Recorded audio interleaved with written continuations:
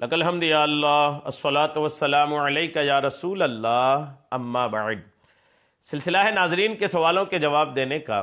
ناظرین میں سے ایک نے ہمارے کسی ویڈیو کے کمنٹس میں یہ سوال کیا ہے کہ 10 بیویوں کی نیاز ماننا یہ کیسا ہے؟ ان کا سوال ہے، میں انشاءاللہ جواب دیتا ہوں، آپ توجہ کے ساتھ اس سوال کا جواب سنیے۔ 10 بیویوں کی نیاز جو ہے نا، یہ ایک مکمل اس کا پروسیس ہے۔ لوگ منت مانتے ہیں کہ اگر میرا فلاں کام ہو گیا تو 10 بیویوں کی نیاز کروں گی، تو اس میں پھر ہوتا ہے کہ ایک بازار سے 10 بیویوں کی کہانی والی کتاب لے کر آتے ہیں، پھر عورتیں بیٹھتی ہیں، وہ کہانیاں پڑھتی ہیں، پھر پڑھ کر پھر وہ آخر میں فاتحہ وغیرہ ہوتی ہے۔ یہ سارا ایک سسٹم ہے۔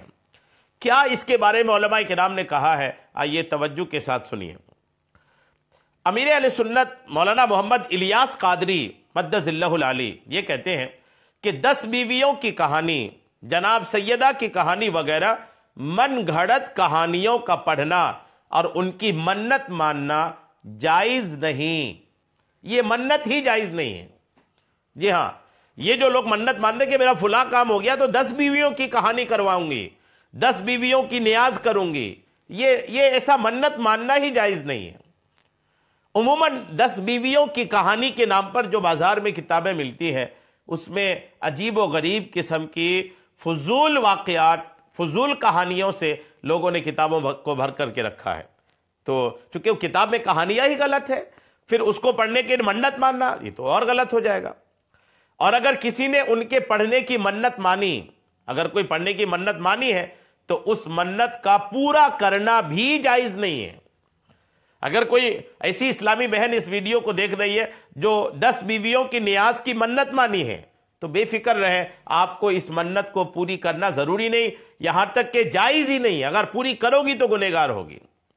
بعض اوقات عورتیں ڈر جاتی ہیں کہ اگر ہم نے پورا نہیں کیا تو نقصان نہ ہو جائے، ریئیکشن نہ ہو جائے، ہم نے تو منت مانا۔ تو آپ بے فکر رہیں، ناجائز کام کو چھوڑنے میں آپ کو فائدہ ہوگا، نقصان نہیں ہوگا۔ اللہ کی رحمت سے امید رکھیے۔ مزید میں آپ کو اس پر کچھ باتیں عرض کرتا ہوں۔ 10 بیویوں کی کہانی جو آج کل پڑھی جاتی ہے، اس کی کوئی حقیقت نہیں ہے۔ اس کو پڑھنے اور پروانے سے گریز ہی کرنا چاہیے، یعنی بچنا چاہیے۔ اس کی جگہ قرآن کریم کی تلاوت کی جائے، کہ جہاں قرآن مجید کی تلاوت ہوتی ہے وہاں برکتوں کا نزول ہوتا ہے۔ جی ہاں، فقیہ ملت کا یہ فتویٰ ہے کہ شہادت نامہ، 10 بیویوں کی کہانی اور 16 سیدوں کی کہانی اگر صحیح روایتوں پر مشتمل ہو تو اس کو پڑھنا اور پڑھوانا یہ تو اچھا ہے، اور اگر ان میں غلط اور جھوٹی روایتیں بیان کی گئی ہوں تو ان کا پڑھنا اور پڑھوانا جائز نہیں۔ البتہ ان کتابوں کی منت ماننا یہ ضرور جہالت ہے۔ فتویٰ فقیہ ملت جلد نمبر 2 کے صفحہ 96 پر یہ بات لکھی ہے، اور فتویٰ رضویہ قدیم ایڈیشن میں جلد 9 کی صفحہ 88 پر، اور فتویٰ مصطفیہ کے صفحہ 526 پر بھی اسی طرح کی باتیں لکھی ہیں۔ یعنی کلیئر یہی ہے کہ اس طرح کی جو بات منت مانتے ہیں، یہ منت جائز نہیں ہے، اور منت مان لیا تو اس کو پوری کرنا بھی جائز نہیں ہے، بلکہ نہ پوری کرنے میں ہی عافیت ہے دنیا اور آخرت کے لیے۔ اگر کسی کے پاس 10 بیویوں کی کہانی والی ایسی کتاب ہے جس کتاب میں واقعات درست ہیں، جیسے میں نے خود تفتیش کیا تو مجھے ایک سنی عالم دین کی ایک کتاب ملی جو انہوں نے لکھا ہے کہ اصلی 10 بیویوں کی کہانی۔ میں نے اس کتاب کو دیکھا تو اس میں ہمارے آقا علیہ السلام کی ازواج مطہرات کی باتیں، اس میں انہوں کی سیرت اس میں لکھی ہوئی ہے۔ تو ازواج مطہرات کی باتیں، ازواج مطہرات کی سیرت لکھی ہوئی ہے، تو یہ تو ٹھیک ہے، یہ صحیح کتاب ہے۔